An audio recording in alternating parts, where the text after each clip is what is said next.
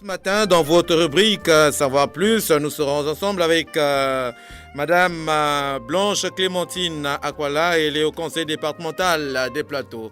Comme promis, bonjour Madame. Bonjour Monsieur Tom. Qui êtes-vous finalement?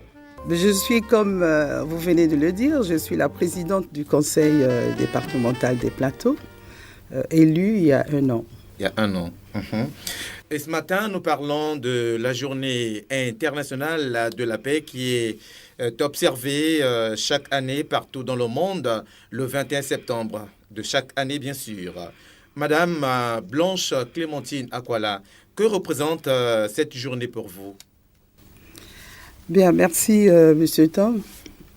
Spontanément, je pourrais dire que cette journée internationale décrétée par l'ONU, les Nations Unies, représente pour moi un événement qui nous permettrait de commémorer un peu tout ce qui s'est passé au niveau du monde entier en ce qui concerne les violences et en ce qui concerne tout ce qui peut nous déstabiliser dans notre être humain, dans notre humanisme, de ne pas vivre en paix. Et si on voit, on regarde de près cette journée, elle doit nous rappeler, doit nous faire rappeler les événements douloureux. C'est douloureux, effectivement, à en parler. Mais le plus important, c'est de parvenir à faire l'histoire, à rappeler l'histoire sur tout ce qui s'est passé pour des besoins des générations futures. Et cette histoire rappelée devrait permettre aux générations futures de s'en approprier et de cultiver la paix. Si on ne connaît pas l'expérience, on ne connaît pas tout ce qui s'est passé dans un pays ou dans le monde, on ne peut pas prétendre parler de la paix. Exact. Voilà. Donc, pour moi, c'est une journée de témoignage, de rappel. Et je pense qu'au cours de cette émission, nous allons pouvoir déceler un peu ce que moi je pense exactement de cette paix, de cette journée de paix commémorée. Merci Blanche Clémentine Aquala. Je rappelle à tous les auditeurs que vous êtes présidente au conseil départemental des Plateaux. Madame Blanche Aquala, c'est quoi la paix? La paix. La paix a plusieurs sens. La paix a plusieurs sens dans la mesure où le sens extérieur, c'est-à-dire que tout ce qui peut venir sur nous pour pouvoir nous déstabiliser dans notre vie au quotidien, nous influence en fait sur notre être intérieur. Et nous ne pouvons pas vivre notre vie au quotidien tranquillement. Parce que la paix vient dans son fort intérieur. La paix est aussi intérieure.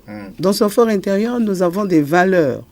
Et nous devons cultiver les valeurs positives pour que les valeurs négatives ne puissent pas primer sur nous et qui nous emmènent à prendre des actes qui nous déstabilisent en fait dans notre être. Et il faudrait que nous travaillions sur cet aspect intérieur pour éviter les violences extérieures. Donc la paix, c'est tout cet ensemble d'éléments réunis et qui font que lorsqu'on évite les violences, on vit en paix. On a une paix intérieure. Mais la violence aussi peut venir de notre intérieur parce que nous avons cultivé des valeurs de haine, de jalousie, de violence et qui font que extérieurement, cela se manifeste. Et après, la vie n'est plus stable. Voilà un peu ce que je peux dire. Donc, il y a tous ces éléments-là. Et lorsque nous voyons l'histoire, pourquoi les Nations Unies sont arrivées là? Parce qu'il s'est passé quelque chose à la fin de la guerre mondiale, de la Deuxième Guerre mondiale. Il y a eu des bombes, des bombardements atomiques au niveau du Japon. Il y a deux villes, Nagasaki et puis Hiroshima, qui ont été bombardées un lundi matin à la fin de la Deuxième Guerre mondiale. Et cela a entraîné plus de 150 000 blessés et morts. Et la ville a été complètement détruite. Les villes ont été complètement détruites. Et aujourd'hui, il y a 73 ans, au niveau de ce pays, de ces villes, il y a toujours la commémoration de cette journée de bombardement atomique. Et c'est à la suite de cela, lorsqu'il y a eu toute cette déstabilisation de vie au niveau de ces deux villes, alors les Nations Unies venaient de naître. Et ils ont pris une résolution interdisant donc les armes nucléaires. Vous voyez? Donc, et tout cela pourquoi? Pour que tout le monde entier puisse se rendre compte que ce qui venait de se passer n'était pas de bonne loi, que cela continue de tout temps au niveau du monde entier. Donc, il a fallu prendre cette résolution et d'interdiction d'armes nucléaires, d'armes de destruction massive, pour que le monde entier commence à se rendre compte que cette manière de faire n'était pas la bonne. Et jusqu'à aujourd'hui, cette question est toujours à l'ordre du jour, parce qu'il y a des pays qui pensent que leur force vient de... Il faut qu'ils conservent l'arme nucléaire. On vient de voir ce qui vient de se passer entre les États-Unis et la Corée du Nord. Ils sont en train de parler sur cette question d'éliminer, de ne plus utiliser l'arme nucléaire. Donc, la résolution des Nations Unies interdisant à ce moment-là l'utilisation d'armes massives nous a conduit jusqu'en 1982 à faire la déclaration de la Journée internationale de la paix. Exact. Voilà. Et cette Journée internationale de la paix va donc unir au quotidien, unir donc tous les pays avec des différentes coutumes, des différentes manières de faire, pour que ces pays ensemble échangent et tombent d'accord sur une dénucléarisation. C'est-à-dire que cette manière de détruire les uns, de nous détruire les uns et les autres, devrait être bannie pour que la paix véritable s'installe au niveau du monde entier. Vous voyez? Donc, c'est cela, c'est cette histoire qui nous a menés à comprendre pourquoi les Nations Unies ont pris. Et vous savez que cette année, le thème retenu au niveau des Nations Unies, c'est quoi? C'est le droit à la paix. Exact. Voilà. C'est ce thème qui est retenu cette année. Donc, le droit à la paix. Et le droit à la paix fait partie de la Déclaration universelle des droits de l'homme. Donc, dans la Déclaration universelle des droits de l'homme, il y a beaucoup de droits. L'homme a droit à ceci, à cela. Parce qu'il faut respecter l'être humain. Et c'est l'être humain qui est à la base du monde. Donc, si nous devons nous détruire, il restera quoi à la fin? Il faut que nous connaissions nos droits pour que nous puissions vivre. Et le droit le plus fondamental, c'est celui de la paix. Parce que la paix entraîne beaucoup de choses et c'est la paix qui nous permet de nous communiquer. La paix qui nous permet de bien vivre. La paix qui nous permet de nous développer. D'abord nous-mêmes et ensuite nos pays. Donc vous voyez que cette question de paix vient de loin. Il y a 73 ans aujourd'hui que ces pays qui ont été sujets des bombes atomiques continuent à en parler pour que cela soit annihilé dans le monde entier. Merci.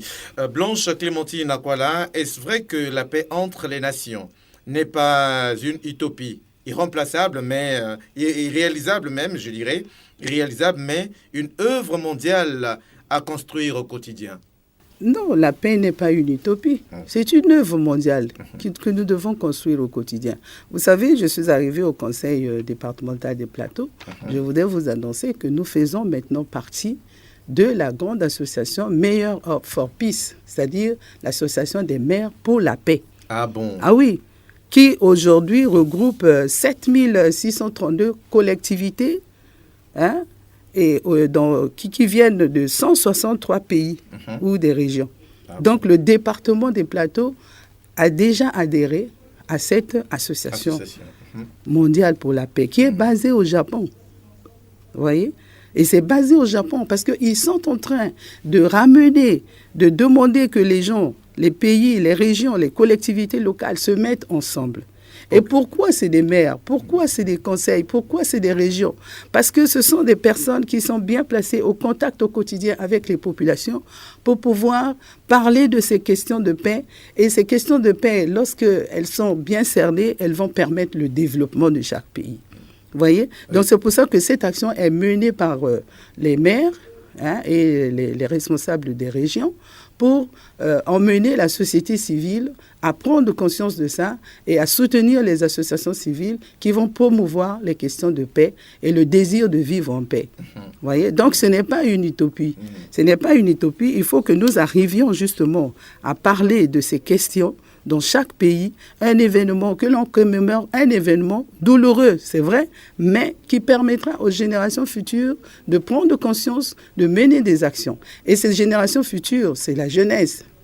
C'est la jeunesse aujourd'hui. Nous voyons concrètement, on a parlé du Japon aujourd'hui, qui a subi ces guerres, ces bombes atomiques. Mais qu'est-ce qui se passe aujourd'hui dans les pays? Dans chaque pays, lorsqu'on regarde de près, il y a quelque chose qui déstabilise. Chez nous, aujourd'hui, on parle des bébés noirs. Mais des attaques au couteau, on le voit. J'ai suivi encore hier soir à la télé. Une dame qui passait avec son sac, qui a été appréhendée par un jeune. Et puis, voilà, ils ont arraché le sac de la dame. Est-ce que là, il y a la paix? Et ça, c'est une manière de vivre violemment. Pourquoi? Mais il faudrait que nous parlions, que nous réfléchissions. Comment faire pour parler de ce qui a été douloureux dans le passé? Ça permettra à la jeune génération de comprendre et de prendre à bras le corps la situation. Vous savez que si on revient toujours au même Japon, ce sont les lycéens qui ont signé une pétition pour demander que l'arme nucléaire vraiment ne soit plus utilisée et que les gens vivent en paix. Ce sont les lycéens. Les lycéens, ce sont des jeunes. Mais ils en ont parlé parce que tout est mis en place pour qu'on parle des événements douloureux passés. C'est toujours important d'en parler pour informer. Aujourd'hui, les bébés noirs, aujourd'hui, chez nous, ils ont une seule envie, c'est d'avoir le téléphone, c'est d'avoir de l'argent, mais ils n'ont pas l'information de connaître les droits universels de l'homme. Il y a le droit à l'éducation, il y a tout, mais ils ont ce droit. Pourquoi ils ne vont pas à l'école? Pourquoi ils ne cherchent pas à s'installer? Pourquoi ils ne cherchent pas à apprendre? Pourquoi ils prennent la violence comme solution? Non. Donc, il faut des associations civiles, de la société civile, pour pouvoir mener ce travail de paix en collaboration avec le système politique du monde entier. Moi, je pense que nous devons travailler dans ce sens. Ce n'est pas une utopie. Et c'est ça qui va faire aussi que les pays puissent se mutualiser. Parce que lorsque les pays parlent, les pays qui ont des différentes coutumes, des différentes cultures, sont ensemble, échangent, ils arriveraient à trouver un compromis dans un juste milieu qui leur permettra de vivre en paix. Blanche Clémentine Nakwala, vous étant comme présidente au conseil départemental des Plateaux, est-ce que vous organisez des séminaires comme ça, justement pour parler en ce qui concerne la paix, surtout ici au Congo? Bon, je viens de vous dire que je suis élu il y a 1 an. Et l'action que nous avons déjà menée, c'est celle d'adhérer à l'association des maires pour la paix.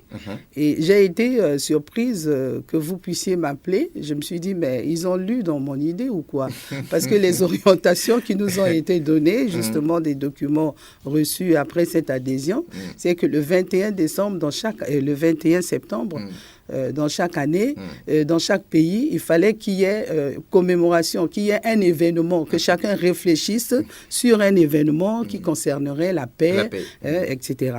Et moi, je viens d'avoir ce poste et puis j'ai reçu les orientations. J'ai réfléchi pour que l'année prochaine, on essaye de faire quelque chose dans le cadre de l'adhésion de la collectivité locale des Plateaux à cette association-là. Mais lorsque vous m'avez appelé aujourd'hui, j'ai dit, bon, tiens, c'est une bonne occasion, je vais parler de cela.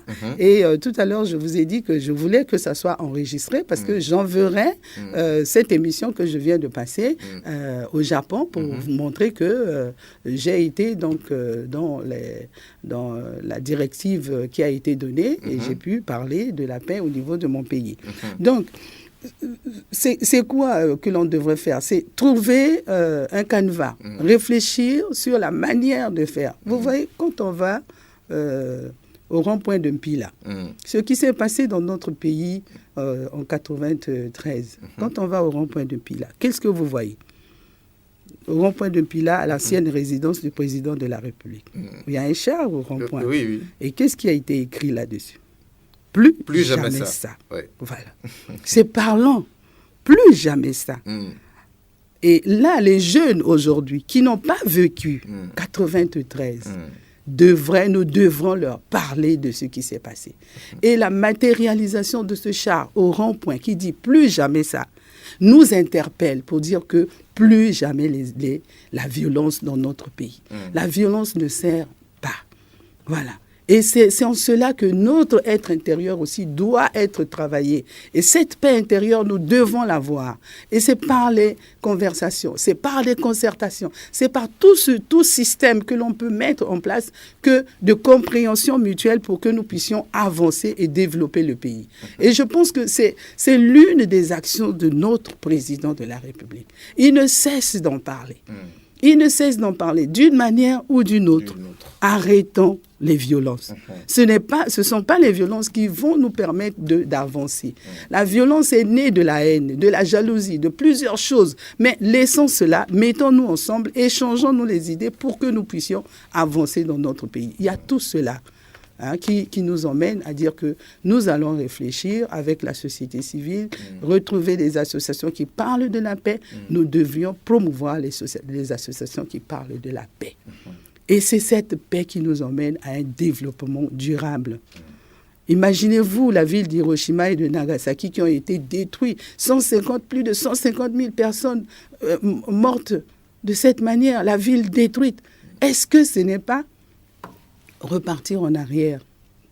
Est-ce que c'est aller en avant? Le développement, c'est aller de l'avant. Exact. C'est aller de l'avant. Donc, si nous sommes dans cette situation où nous devons toujours nous détruire, nous n'avancerons pas. Pas du tout. Parce qu'aujourd'hui, on peut bloquer parce que c'est un groupe qui est là, qui dirige. Mais demain, c'est vous. Mais il y aura d'autres personnes aussi qui vont faire pour vous bloquer aussi. Est-ce que cette manière de faire nous permet d'avancer? Elle ne nous permet pas d'avancer, quelle que soit la personne qui est là. Elle ne nous permet pas d'avancer. Donc, nous, notre action, c'est de voir comment promouvoir. Nous sommes là pour le développement, mais ce développement, il ne peut pas se faire sans paix. Il ne peut pas se faire sans paix. Donc, c'est l'une de nos actions au niveau du Conseil départemental des Plateaux. Et c'est cela qui a fait que nous puissions adhérer donc à cette association des meilleurs for peace, meilleurs pour la paix au niveau, meilleurs pour la paix au niveau international. Et tous les administrateurs maires au niveau de mon département, ils font partie. Ah bon. Voilà, ils font partie, ils seront peut-être surpris de le savoir, mais c'est comme ça, c'est ça que nous faisons, puisque nous coiffons un peu toutes ces administrations. Alors, vous voyez que c'est très important d'arriver à cette commémoration. Et cette journée, aujourd'hui, vous, les journalistes, vous devriez profiter de cette journée, d'interroger, de faire faire des témoignages. Parce que les témoignages du vécu nous permettent de nous préparer au lendemain, c'est-à-dire au désir de la paix. Voilà. C'est celui qui a vécu des événements malheureux. Lorsqu'il en parle, c'est vrai, c'est douloureux. Lorsqu'il en parle, la vision, c'est que le futur, c'est-à-dire ceux qui ne l'ont pas vécu, aient le désir de vivre en paix parce qu'ils ont un témoignage de celui qui a vécu des événements malheureux. Je sais que c'est difficile à en parler, mais si nous voulons aller de l'avant, il faut que nous en parlions. Voilà, dans le sens éducatif, dans le sens d'un témoignage qui construit, pas un témoignage qui détruit. Quelles sont les multiples façons d'encourager la paix, plus précisément ici au Congo? Bon, mais il y en a plusieurs, vous dites bien des multiples, il y en a plusieurs. Je viens de vous en parler longuement sur le point de vue politique, d'encourager cette paix-là. C'est de faire des actions positives, vous voyez. Et aussi, je vais vous donner un exemple. J'ai été à Bruxelles. J'ai été à Bruxelles à un séminaire et j'ai passé une émission là-bas. À cette émission participait un jeune qui est dans l'entrepreneuriat. Il fabrique des chaussures en utilisant le pagne wax à Bruxelles. Ah bon? Voilà. Et au cours de cette émission, j'ai dit, voyez le soutien, voyez l'apport de ce jeune dans le développement. Et il a dit, Madame la Présidente, j'ai besoin de travailler avec vous. J'ai dit oui, je voudrais bien travailler avec vous. Vous savez ce que vous faites avec les chaussures que vous faites avec le pagne, vous allez les faire avec le raffia. parce que dans mon département, je vais développer la production du raffia et vous allez le faire avec le raffia. Et j'ai démontré pourquoi je lui ai posé la question, comment est-ce que vous en êtes arrivé là? Il me dit, j'ai eu une inspiration. J'ai eu une inspiration de fabriquer des chaussures avec le tissu wax. J'ai dit, voilà, vous savez pourquoi vous avez eu l'inspiration? C'est parce que vous avez la paix dans votre fort intérieur. Lorsqu'on a la paix dans son fort intérieur, on pense positif. Exact. Voilà, on pense positif. Et ce jeune garçon a voulu apporter sa contribution. Et il a pensé positif à la suite de quoi? C'est à la suite des événements douloureux qui s'étaient passés justement en Belgique. Voilà. Des jeunes, vous avez entendu, il y a eu des jeunes qui ont été faire des actes de violence à l'aéroport. Donc c'est à la suite de cela que ce jeune s'est fait interpeller. Et il a pensé à fabriquer des chaussures de la paix. Il a dit, parce que les chaussures, lorsque vous mettez les pieds côte à côte, les pieds forment un cœur. Donc, il faut que nous ayons un cœur qui porte la paix. Et c'est à ce moment-là que lui, il a pensé à fabriquer ces chaussures. J'ai dit justement, vous avez eu cette inspiration parce que vous avez eu la paix dans votre cœur. Et c'est ça qui a fait que vous fabriquez ces chaussures. Ces chaussures aujourd'hui sont vendues. Est-ce pas une contribution dans le développement? C'est ça. Voilà. Oui. Donc, c'est juste cet exemple-là pour vous montrer. Parce que même vous-même, lorsque vous êtes en colère, est-ce que vous pouvez avoir des idées positives? Non, pas du tout. Voilà. Merci, Madame la Présidente. Avant de boucler la boucle dans cet entretien avec vous, dites-nous, quels sont les objectifs de la paix? Les objectifs de la paix, c'est justement vivre en harmonie avec soi-même et vivre en harmonie avec les autres et faire développer son pays. Voilà. Et se faire développer aussi soi-même. Voilà. C'est tout simple pour moi. C'est tout simple. Les objectifs de la paix, c'est cela. Mettons qu'il n'y a pas la paix. Est-ce qu'on peut avancer? Non. Et vivre en harmonie avec soi-même, avec les autres. Ça nous permet de manger, de nous habiller, de faire tout ce que l'on veut. S'il n'y a pas la paix, est-ce qu'on peut aller au marché? Pas du tout. Voilà. Rien que ça, ce minimum. Donc, ça nous permet de vivre chacun dans son endroit. Il vit tranquillement. Voilà. Et il cultive les vertus de la paix et il avance. Il fait ce qu'il a à faire. Il apporte sa contribution dans le pays. C'est cela, la paix, la finalité. Merci. Et je pense que c'est ce que notre président de la République recherche. Exact. Et je l'ai perçu et je continuerai à parler de la paix. Parce que je suis convaincu que c'est cette paix qui va nous entraîner dans un réel développement lorsqu'on pense à l'autre. Merci voilà. Infiniment. Merci. Je rappelle à tous les auditeurs de Radio Congo Chaîne Nationale émettant de Brazzaville sur la fréquence de modulation 96.4 FM que dans ce somptueux studio du 101, nous sommes avec Blanche Clémentine Akwala. Elle est présidente au conseil départemental des plateaux. Quelles sont vos missions assignées, Madame la Présidente? Bien, ma mission assignée, justement, c'est le développement. Le développement économique, le développement social, le développement culturel. Et nous sommes au plus proche des populations. Nous devons donc parler avec les populations, rechercher leurs attentes et essayer de travailler avec le gouvernement pour trouver des solutions afin de résoudre tous ces problèmes. Donc dans ces questions de développement, nous devons cultiver la paix pour que nous puissions avoir la possibilité d'avancer correctement dans ces questions de développement, qu'elles soient développement personnel ou développement au niveau de notre collectivité locale. Est-ce que vous êtes sur le terrain ou bien ici à Brazza? Nous sommes sur le terrain. À Brazza, je suis de passage. Vous avez eu la chance de m'avoir pendant que je suis à Brazzaville en train de mener aussi des démarches sur des questions multiples.